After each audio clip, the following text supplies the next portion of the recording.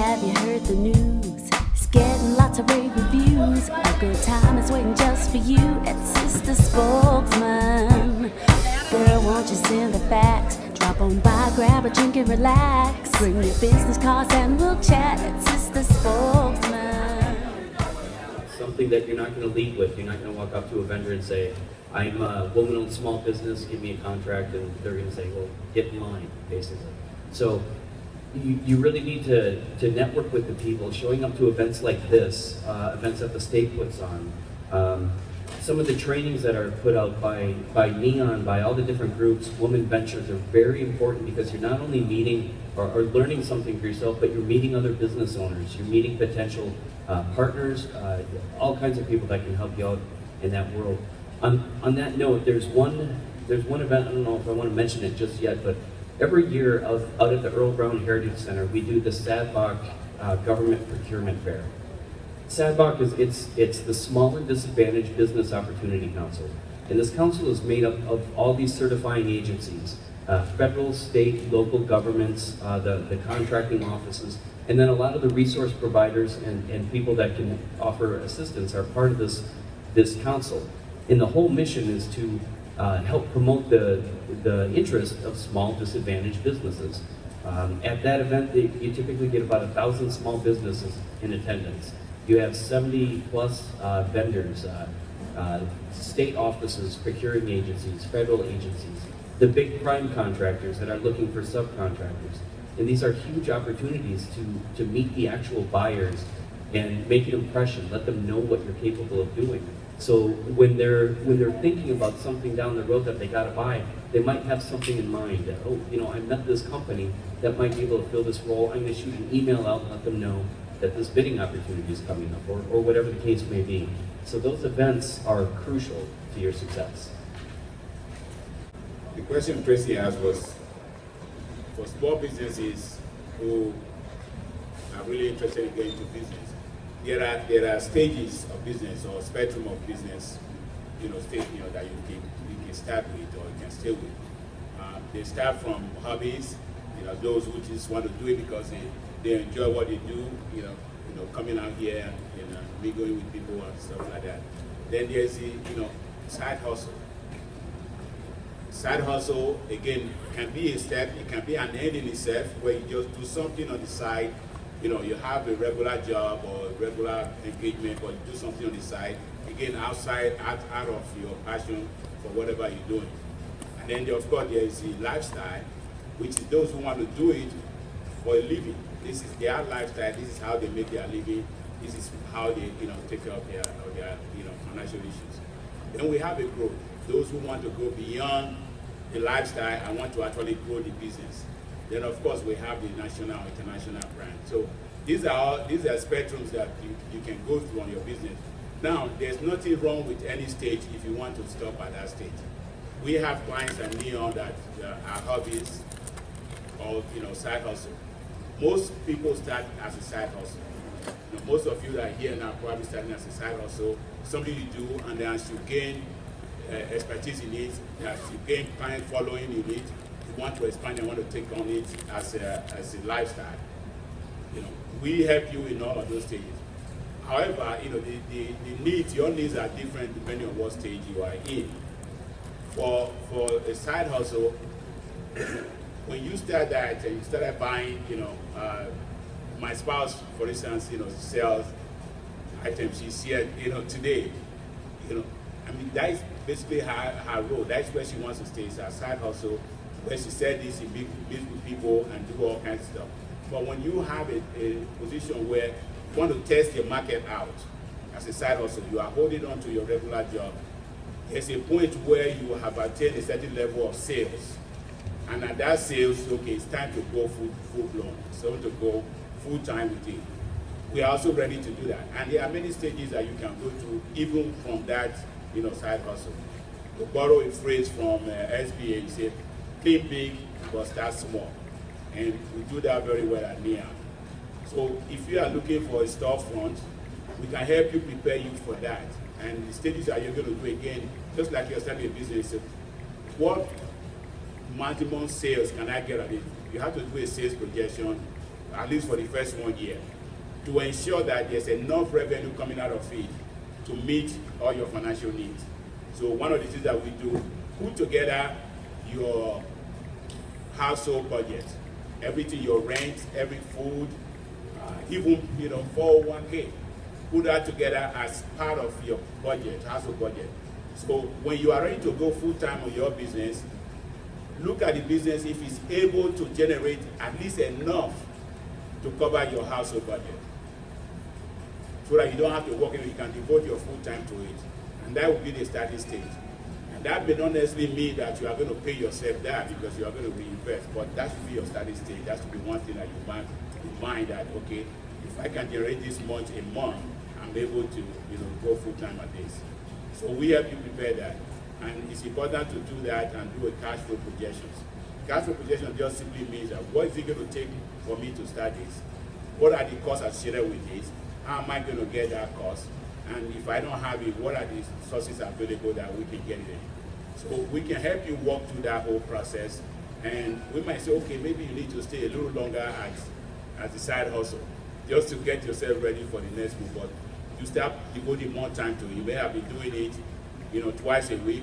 Maybe you increase it to 3 times or 4 times a week. You may have been going to events such as this once a month. Maybe you want to go to farmers market, you want to do other things. Not only are you testing the market to make sure that you have a viable product that people want, but you're also identifying and getting a following of your clientele, of your customer base. So that is very important because one of the key things when we assess a business idea is it feasible? Do you have the knowledge or do you have the resources to be able to run business? It's also, is it viable? Do I have a customer base? Do I know who my customers are? And what I'm charging, are they able to afford it? So that is a big part of it. If you open a store on North Side, West Broadway, for instance, and you sell product that costs more than the average income in that area, obviously that is not a good location for that. So we help you search for that by going to what your idea is, what your product or service is. Then we move from there to the next level and we hold your hand through that whole process. In terms of borrowing, yes, it doesn't mean that just you have the idea you're going to get money for it, but we help you analyze that, we assess it, we do feasibility for with you. And this is a one-on-one thing, this is not a group setting. So everybody here will sit down one-on-one and we go through the process with you. We outline a business plan with you to say, okay, this is where I am, this is where I want to be, what are the steps of getting there? A business plan doesn't mean that it has to be a 45-page with pie charts and graphs. It might be just as little as 5 pages, but it must identify your goals in there and your process. So we talk about any business that you're doing must be meeting a need or must be solving a problem. That is the basis of it. So if you have a passion, it's a good start, but you must make sure that that passion that you have meets a need in the marketplace or solves a problem in the marketplace. If it doesn't, we need to reevaluate that. So we go through a process called lean canvas, where we identify the problem, we identify your solution. What is your market? What are ways of getting to that market, the customer base that you have? And then from there, what are your revenue sources? Okay? We always advise that whatever you're doing, try to identify at least 3 levels revenue streams.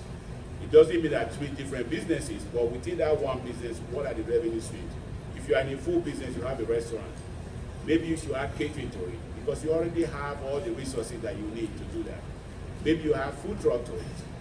These are other revenue streams that you can add to your business, so you're not relying solely on one thing that you are doing. Because if for whatever reason that marketplace or government regulations or whatever affects that area, then you are essentially out of business. So you have to be able to spread yourself within that same business concept. Now, so how can somebody come through Neon? I mean, do I have to be a Northside resident to access Neon? No. And then also, do I have to pay more money than I can afford to access Neon? How can I access Neon? Neon, obviously, from the name, Northside Economy, we started as such, and that is still our primary, focus. We have basically, 3 criteria that we use. We have 3 criteria that we use to determine: are you a resident of Northside? and you low income, you a minority, and will your business be established on the north side? Those are, we give first priority to those, people who can answer those in the positive.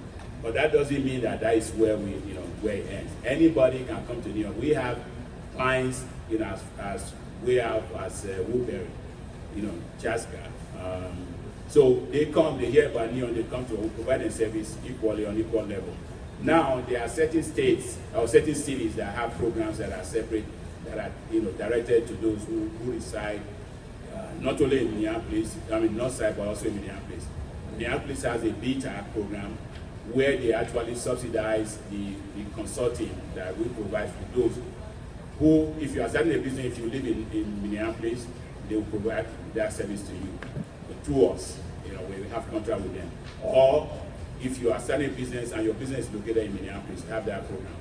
But we offer services to everybody, any part of the metro area.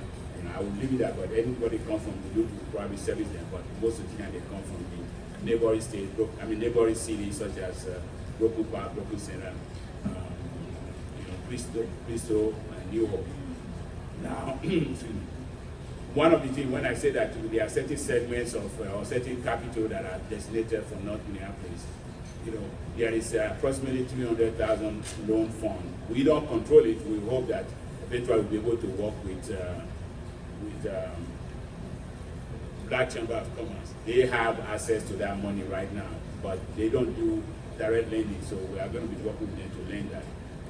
To give a little bit of history, when Target was on West Broadway, when they left that money, for the community to help develop small business in the community. And it was designated for the 55411 and 55412 area. And but at the time they provided it, Leon was not in a position to manage that fund.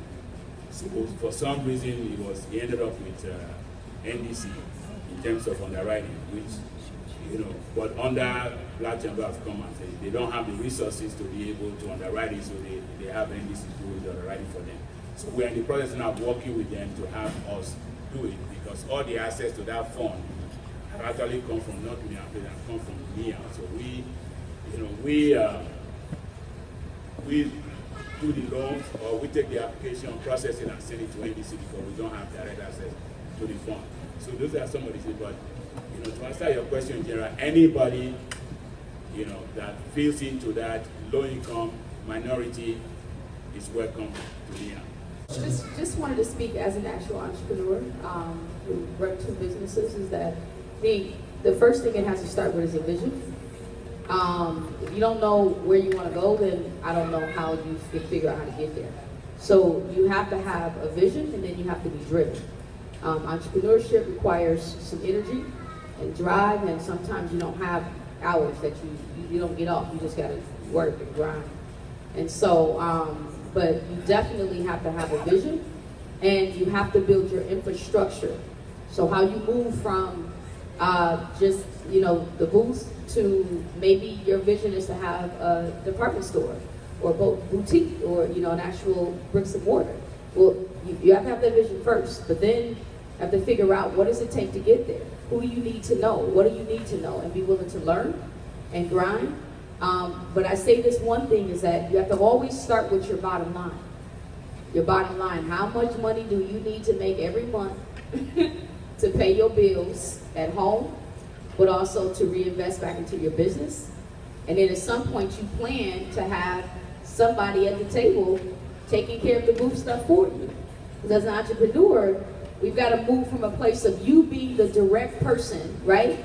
Taking care of you at all the events and all that. You have to move to a place where you actually have someone else doing that, so you could be out hustling, building relationships and more opportunities for yourself, right? To help move and bring in more money and get yourself from one level to the next.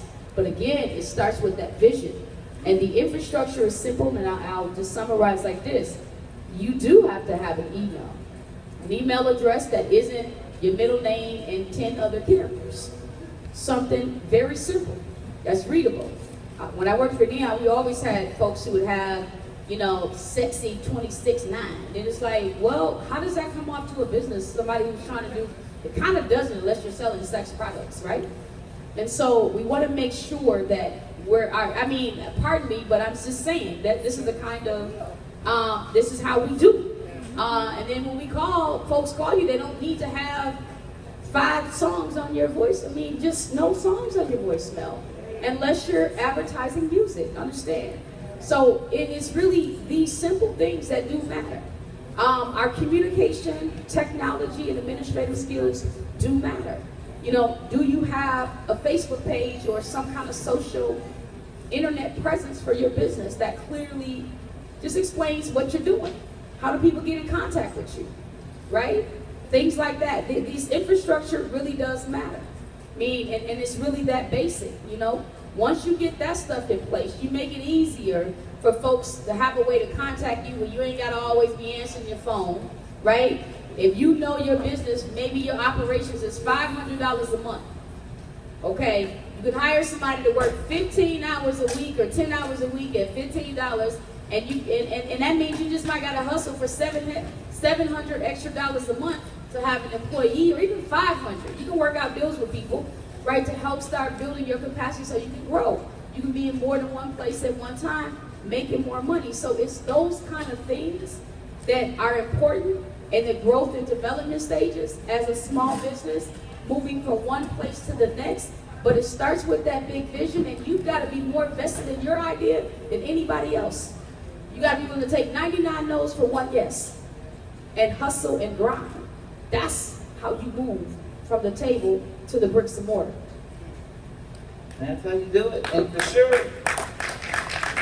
one of the things, Kenny, you failed to mention, because I know we as business entrepreneurs have this terrible mindset that we know everything, that we got this. Don't tell me how to run my business because I got this. You don't got it if you're not a millionaire. That's right. So you got a lot, you can take lessons from people, so don't got nothing, okay? I'm just saying. I run an 83-year-old newspaper and I don't have it. So believe me, there's always room for growth, there's always room for opinion. And I can tell you right now, each and every one of y'all in here can take advice because we all need it, and you can always take it. And one of the things, and I'm looking for hands as I'm talking, one of the things that I definitely want to make sure to say today is when you work a booth, please work the booth.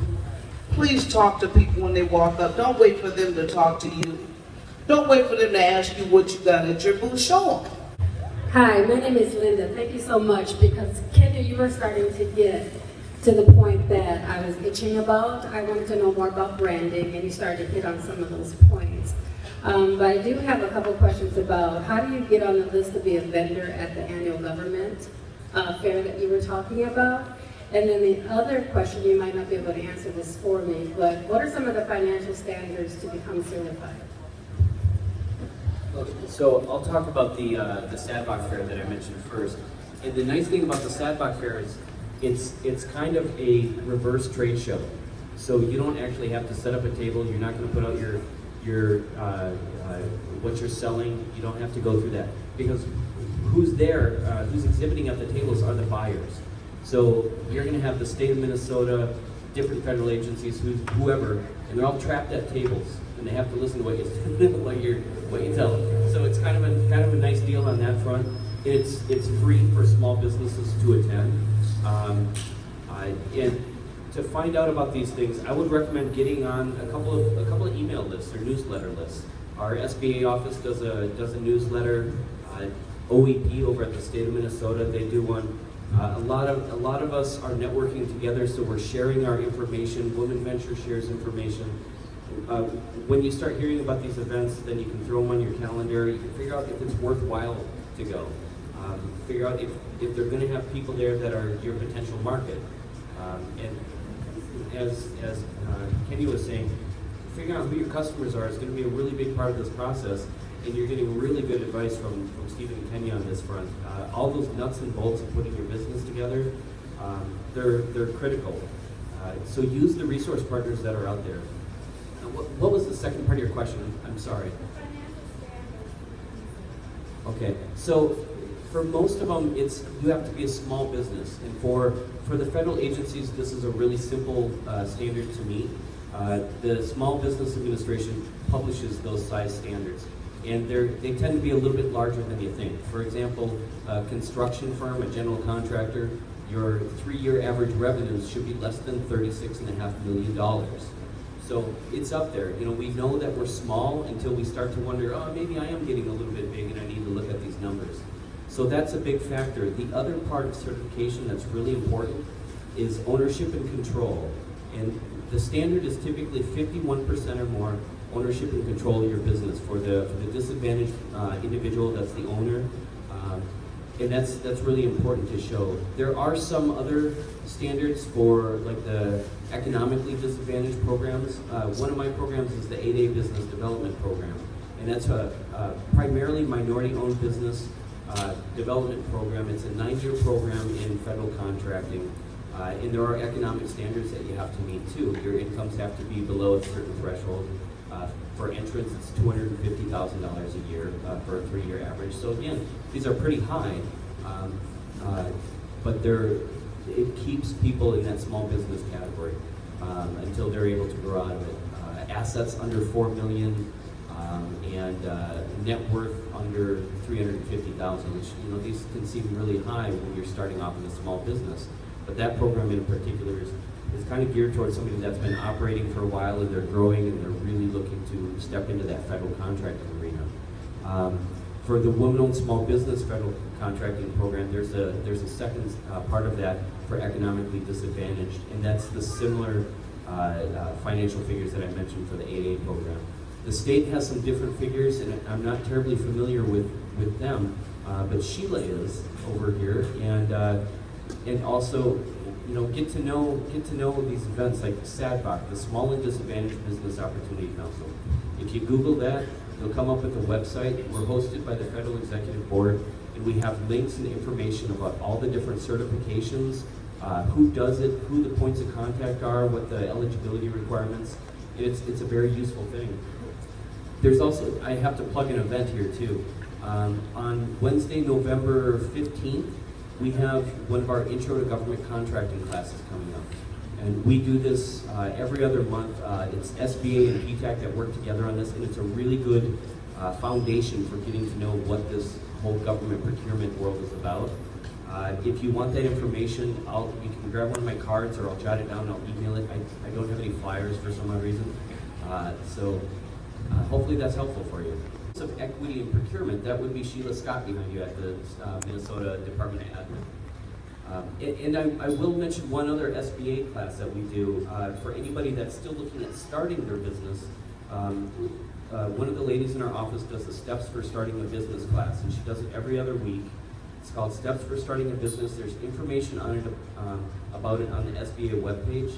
There's going to be a little bit of delay before we get back to it because right now she's in Puerto Rico doing emergency disaster response work. But it'll probably start back up in mid-December. And in that class, you're going to get a list of resources for all these groups that can help you, including NEON, and really all the steps that you need to get rolling along. My question is, what do you do or where do you go if you have more of an inventor's brain? So let's say light rail was not up and running. Where would you go to start that business, get it going, that sort of thing? Let's say your business belongs in the airports across the nation. Where would you go? How would you get that started? Let's say bridges were not around. You had the idea to build bridges. Where would you go to get those type of businesses started? They do an inventor workshop, I believe, that can help you with the patent process and understanding all that. I know one gentleman in the metro area that has found them to be extraordinarily helpful in developing a ramp for loading trucks and whatnot. And he speaks very highly of the Legal Corps group for that purpose. Say again? That's my dad invested my dad's friend. Awesome. It's going to be a really neat deal when everything comes together. SCORE also does some counseling on inventor. There's inventor workshops out there, and I'm sure there's a lot more that I haven't thought of. So We provide cooperative business development training, which is a different type of business model. We don't focus on individualized business. So it really depends on the type of model that you were looking for. And truly, you can go to any of these business development agencies. All of them will help work through from idea to concept and refer you out to the specialists who you'll need. Like when we talk about SCORE and legal, corporate, and all those folks, Neon, other folks, that they'll refer you to those people if you need some very specific services. But if you're looking at creating a shared business with other people, then we can certainly support you in a cooperative business development. Okay, I'm going to have to ask my panel. I tell you, time just goes so fast. So I want you to add, this is your closing remarks. Please, each one take just a few minutes and give us your closing remarks. Well, one thing that I would say about getting to business is it starts with an idea. If by definition of entrepreneur is somebody who's willing and able to invest in an idea to convert it into a successful enterprise. And one of the things that we do at Neon is to provide an idea assessment. Because many people have ideas but don't know how to proceed with it. We have, once a month, we have what we call thinking about business. And what it comprises of is people, have an idea, and we help them to assess it, look at all the facets of that idea, and then you can move forward and we can direct you, through that assessment to whatever you're going to be doing. But in terms of our community, one of the things that, there are about 3 different gaps that we have. We have wet gap. Most people are starting business for the first time in the family, and usually have no resources. There's no grandma's life insurance that's left over for you to start. We always have to start from the beginning. We also have a trust gap. The trust gap is for the system, but somehow we have internalized it that we don't trust each other. When Kenya talked about, joining with somebody else to start a business, in a cooperative approach, it's very important that you have that, be able to discuss your idea with others that may have similar ideas or that be able to help you, and not go it alone. When we talk about assessing an idea, we look at, do you have the knowledge, to do it? Do you have the experience to do it? It doesn't mean that if you don't have it, that is the end of it. It also means that you have to look for other resources. You either have to partner with somebody or educate yourself in an area where you are, where you need some improvement. And the same thing goes with resources. Be able to share ideas with other people, because if you have an idea which is a gold mine, we all know that with the gold, if you don't mine it, you don't get the gold.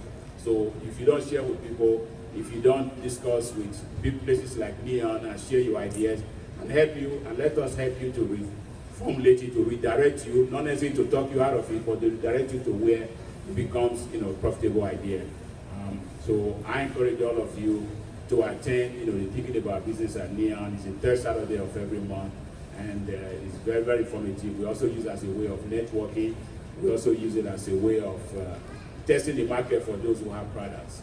We have people who are doing cooking, food business, whether it's baking or whatever, bring their product in and do something, within that group. So, and I appreciate you, having us here today. Thank you very much. So we just came back from a trip from Oakland, looking at co-ops, Stephen and I, through a network we're part of. So thanks for having me here. It's always an honor. And I guess the way I'll close it out is to say that for us, what we know is that a nation can rise no higher than this woman. And the stability and well-being of Black women will greatly determine the stability and the well-being of the entire Black community. And so that's our #1 focus, is to improve the economic status of Black women. And we believe that and know that it is our responsibility as Black women to do all that we can to help leverage real resource and opportunities for our community. Currently, black people have about $1 trillion buying power in this country right now. By show of hands, does anyone know that? That we have more than $1 trillion buying power as black people in America right now. And that means a lot of different things. But black women control nearly 60% of the black dollar. So we're influencing a lot of where our money goes, how it's spent, and why. And so for us, it's imperative that black women have some consciousness about how we use our money to build black wealth in our community. What is our responsibility? And where are the opportunities to build that wealth? And we must own that because we're controlling a lot of the money. And so that's why we focus on women, and that's why we focus on wealth. And that's why we focus on building assets for black women through home ownership and through money clubs so that we can understand deeper responsibility of how we use our money, but then also the business club. Because black women are also leading new business starts across America right now. Yet we get the least loans and the least contracting opportunity among all women, right? And so we have a woman who's struggling, who's striving to create economic opportunities for ourselves, but there isn't a clear pathway for that. And all these programs we mentioned have always existed for the most part, and we still haven't gotten the opportunities. And so we created a pathway that is about us, that is for us, that would help represent and make sure that we get opportunities by specifying, right, ourselves. And so in that, we also know that we need options as a people, right? We need more than one option. Sometimes we don't have good relationships with the people who we have worked with, right? So you need to know that there's other places that you can go. So all of us on this panel, you'll be able to connect with each of us about, us particularly about cooperative business, but all of us about procurement opportunities to help you move your business from one place to the next. We will focus on the infrastructure pieces of the procurement, right? That is about, you can get registered in a program and all of that, but how do you really do business when you get there, right? Do you have the infrastructure you need to sustain doing business? That's where we come in at, and teaching those elements with women, with black women. I guess I should close and say, one of the reasons why we focus on cooperativeness is because we also know that we come from a great legacy and history as a people, right? There's really nothing we can say and do in this room that hasn't been said or done before. We come from a very great body of people who have worked to establish even the opportunity for us to sit in this room today. Like, our people died for this to be a reality. And in order to do that, folks had to work together and advance our collective economics as a people. So it's in us. We know how to do that. We just have to get reconnected to that, which is why the cooperation among black women is important, period. It's not about agreeing on every single thing, but it is about understanding that together, individually, we can do our own thing. But together, we can do more. And we have to. But we've got to break down this individualism within us to get to that place of collectivism to have and do what we need to do for our community, period. And that's something we all have to own. No one gets to walk away and do you. It's about us and we. And that's it.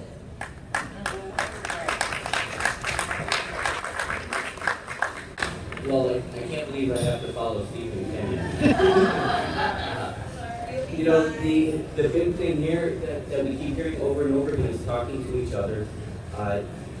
Share your successes, share your struggles, and know your resource partners. The level of knowledge that I'm sharing, or that I'm hearing up here at the table today, is fantastic. And this is what you get when you talk to people that are looking to help you. The different resource organizations, it's incredible. This event being put on by Sister Spokesman is incredible. Just keep going, and thank you very much for letting me get here. Oh, thank you. And I understand that we're going to have each one here for a little bit, right? Or you going to be here for a few more? Yeah. Okay, good. That way everybody gets a chance to kind of approach you individually and maybe ask a few more questions that they didn't get a chance to hear or ask at this hour-long segment of Sister Spokesman. Thank you. Let's give them another round of applause. Thank you so much. Have you heard the news? It's getting lots of rave reviews. A good time is waiting just for you at Sister Spokesman.